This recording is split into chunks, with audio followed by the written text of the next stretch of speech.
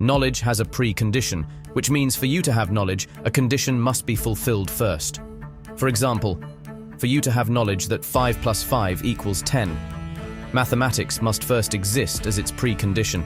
In short, knowledge can only exist if, and only if, the precondition of it exists first. Now, logic is a precondition of knowledge. The question is that logic also considered knowledge? If yes, does that follow that logic, since it is knowledge, must also have a precondition? If yes, suppose the precondition of logic is God, meaning that for logic to exist, God must exist first. My question is, do we consider God's existence as knowledge? If yes, then does that follow that God's existence, since it is knowledge, also has a precondition? If this is not the case, or if God's existence has no precondition, then it must be the case that the existence of God is not knowledge. So, if God's existence is not knowledge, then where does it fall?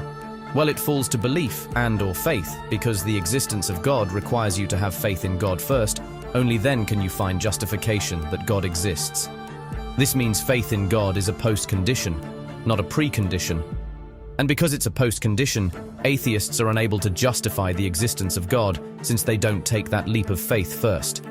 So in summary, God's existence is not a claim of knowledge, because if it is, then God's existence must have precondition.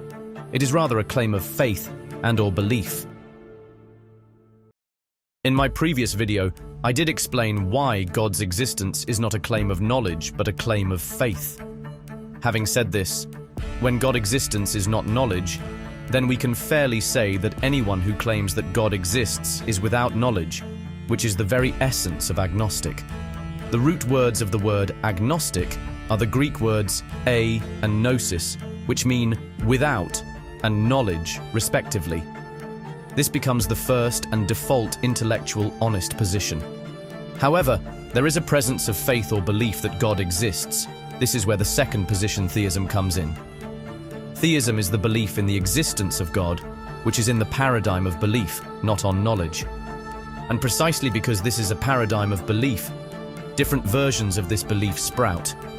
This is because the idea of believing is trusting or accepting that something is true, even if it's not yet known to be true or false, or even if it's not yet knowledge. And because this is the nature of belief, people can play around with different versions of it, since there is no definite proven version yet. So, in summary, because belief in God is not a claim of knowledge, all who believe in God are first and foremost agnostic, even if they don't admit it, making them an agnostic theist. If the version of God is Christian, then one is an agnostic Christian. If it's a Muslim God, then one is an agnostic Muslim. The point is, whatever version of God you believe in, your intellectual honest first position is agnostic.